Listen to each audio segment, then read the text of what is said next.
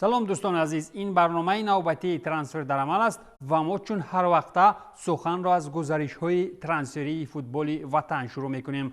در آغاز موسم نوین دسته کلوب مرکزی ورزشی ارتش نیز باید پرقوت شود و برای آنکه دیگر باره بیرون از مقام‌های جایزوی نماند تیمش را پرقوت میکند. این نوبت ارتشیان از به امضا رسانیدن قرارداد همکاری با کامران میرزاخان، اسرائیل خالوف، گریز اسلانوف، بختیار عظیموف، عبدالله شریپوف، سهراب کریموف، بیژن نشانبایزاده، داریان نتیگو و جرارد بکینده خبر دادند.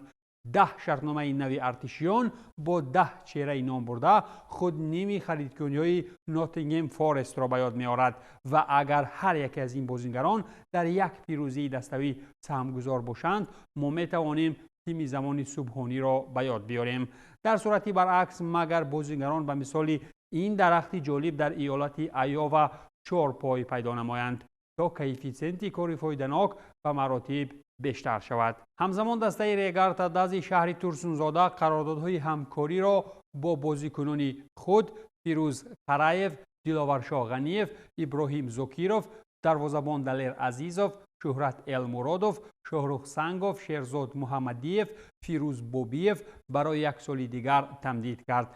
از همین بازیگران در خزیده برآمدن ریگارتا داز از تهخانه جدول لیگ عالی در موسم قبلی سخت کمک کرده بودند و پاداش آن کارنامه البته که خود تمدید شرطنامه با این بازیگران است. بر زمین ریگاری ها از به امضا رساندن قرارداد همکاری با بازیکنان حکمت الله رسولوف، پرینس ویردو ارتور، بختیار قلندروف و آرش اکبری اطلاع دادند. نباید فراموش ساخت که بر زمین دعوت بازیگران نام برده ریگارتا داز 3 شرطنامه نو را به کار درآورد. اینجا گپ سر امضاکنی قرارداد کاری با عبدالخلیل بارانوف، نوردین همراقولوف و دروازه‌بان گانگی کوایه گادسون می رود. با چنین رنگ گرفتن کار به شامل 5 گانه شدن ریگاری ها هم باور کردن ممکن است، زیرا هر چی شدنش ممکن است. یک زمان بر رستنی‌های روینده مقابل قانون‌های فیزیکی هیچ کسی باور نداشت، ولی در ایتالیا چنین هم وجود دارد. از این رو بعضاً به افسانه ها نیز باید باور نمود. فوتبالباز جوانی تاجیک کبیر سلیم شوی باشد از پی سلام اشورمامدوف فعالیتش را در یکی از دسته‌های اروپا ادامه می‌دهد و عین زمان در مرحله به دست آوردن روادید قرار دارد. کبیر از روشنی کلاه پیشنهاد همکاری داشت، اما خودی بازیکن می‌خواهد فعالیتش را بیرون از کشور ادامه دهد. این خبرها را سربلندانه نشریه جهانی فوتبال تاجیک به تب رسانیده است و تا کجا درست بودن آن را وقت معلوم خواهد کرد. با ادامه سخن سر سیاحت فوتبالی میتوان گفت که سابق فوتبالباز استقلال U18 ملیک نیازمحمدوف با دسته سان فرناندو ایالات متحده آمریکا قرارداد به امضا رسانید. در این باره صحیفه گول تیجی خبر داد. به نظرم یکی از درستترین نیت‌های میباشد که این فوتبالباز عملی کرده توانست، زیرا در صورت درست نگرفتن کارهای فوتبالی از زیستن در آمریکا البته هیچ کس دست نمیکشد. در ادامه سفرهای تا به حال کوتاه مدت فوتبالبازان تاجیک و تیم‌های خارج صحیفه گول تیجی بر آن است که سابق فوتبالباز فیضکند علیشیر خولمرادوف با دسته نورت ایست یونایتد از سوپرلیگ هندوستان قرارداد به امضا رسانید. اینجا به طور خلاصه میتوان گفت که هرچند کامران تورسونوف 10 باری تیم‌های هندوستانی خود را عوض می‌کند و قریب که همه شهرهای هندوستان را دیده است، در این کشور از میان تاجیکان فقط و فقط عبدالرزاق را میشناسند و خلاص. خلاص که فوتبالبازان هرچند که زور هم زنند، رسیدن به سطح شهرتمندی عبدالرزاق برایشان مسافه کیهانی را میماند. باشگاه استقلال که چون باور دهشت افکن در بوندسلیگا لیگ ما را با نیم هیئت هم به لرزه می‌درآورد، باز هم از پی امضاکنی شرطنامه با بازیگری نو است. این نوبت نیگریوی 22 ساله در بررسی استقلال قرار دارد. اگر بگوییم برخی از دسته‌های فوتبالی ما با لگیونران خارجی زنده‌اند، خطا نمی‌کنیم، زیرا نمایندگان قاره افریقا هرچند به صد فایزگی به قول زور هم نباشند، برخی از آنها محنتی‌اند که تیم‌های میانه حال کشور پیوسته مشتاق دیدار با چنین بازیگرانند. در آمد گپ فیضکند با امضاکنی شرطنامه با اهند 28 ساله کامرونی صف دسته خویش را باز هم رنگ و برنگ می‌کند.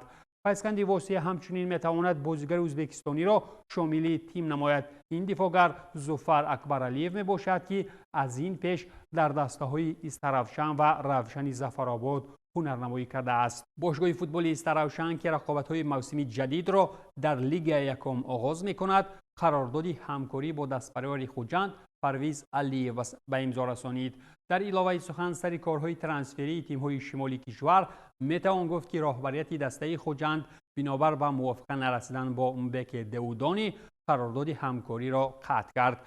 خوجند باشد بعد این قضیه با دهانی باز نایستاده با حملگر سربی دارکو بیدوف قرارداد به امضا رسانید. این حملگر در دسته‌های رد، یواری سربستان، گنتی بلژیا، اتیراوی قزاقستان و زوب آهن ایران هنرنمایی کرده است. با چنین خریداری‌ها میتوان گفت که با احتمالیت زیاد در موسم نوین تیم خوجند بهر بازگشت و موقع میراثی دوم سخت کمر بستنی است، هرچند در دل هوش همیشه آرزوی عملی نشونده قهرمانی را دارد. میگذاریم به ترانسفرهای خارجی کشور. دسته‌های پولدار اروپایی بدون محدودیت خاصه در ترانسفرها کارهای بزرگی را انجام می‌دهند و هرچند که عدالت‌جویان در پیشگیری چنین نمایش قدرت به فیفا هم مراجعت می‌کنند، ولی سازمان جهانی فوتبال تاکنون هیچ به دادشان نمی‌رسید. از این پس باشد پرزیدنت فیفا جانی اینفانتینو اظهار نمود که در این مسئله اندیشه چقور خواهد کرد. جانی اینفانتینو وقتی از نو انتخاب شوی به وظیفه پرزیدنت تشکیلات جهانی فوتبال تا سال 2027 پیشنهاد نمود که در مصرفیات‌های ترانسفری محدودیت‌های خاصه جاری نماید. ما باید قاعده و نظام فیفا را بهتر نماییم. ما رشد پرینسیپ‌های منفعتناک اداره‌کنی خویش را ادامه می‌دهیم. سیستم ترانسفرها را بررسی خواهیم کرد و احتمالاً برای بهترسازی شفافیت ارزش‌های ترانسفری و مزد معاش‌ها محاکمه دایر می‌کنیم.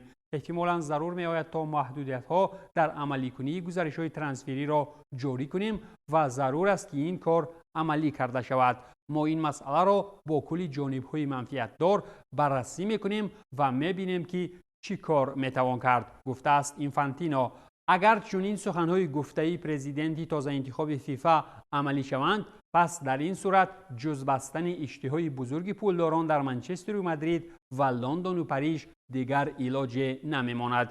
اینجا البته روشن است که اگر کسی را از مکانی براحت جدا کنی، چه شور و غوغای بازاری در میان میآید.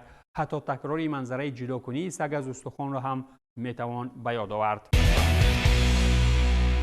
اگر به یادتان باشد در یکی از نشرهای پیشین ما از نیت‌های جنجالی کارینتیانس و شکایت‌ها از بالای زنیت گفته بودیم. این نوبت باشد از پیروزی سعودی پتربورگی ها میگوییم. از جانب دیگر البته جالب است که در این دوران مناسبت‌های سرد با روسیه در بحث سعودی چگونه جسارت پیدا کردند که روس‌ها را به قول پرو برآورند. با عمق مسئله اگر بنگریم، زنیت طریق سود از یوردگاردن 400,000 یورو کشیده گرفته است.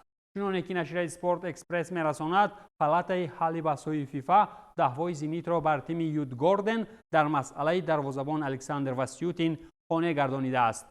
موسم 2021-2022 فوتبال بازی نام برده در اجاره در تیم شوئدی گذرانید، اما این دسته با کبود و سفید و آسمانی رنگ‌ها هیچ پول نپرداخت. طبق قرارداد میان جانب‌ها حجم مبلغ اجاره‌ای قریب 400,000 یورو را تشکیل داده بود.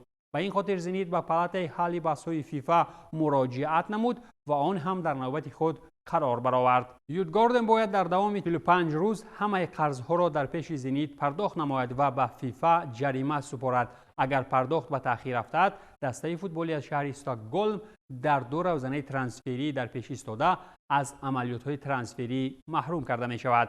به نظرم تیم‌های روسیه به مثال زنیت اگر در چنین جنجال‌های سعودی پیروز نشوند، در یوروجام از آنها پیروزی را انتظار شدن خیلی مشکل است و این هم در حالی است که تا رسیدن به چنین مسابقه ها فوتبال پروران روسی را ضرور می آید تا به مثال افسانه ها از کوه قاف گذر کنند.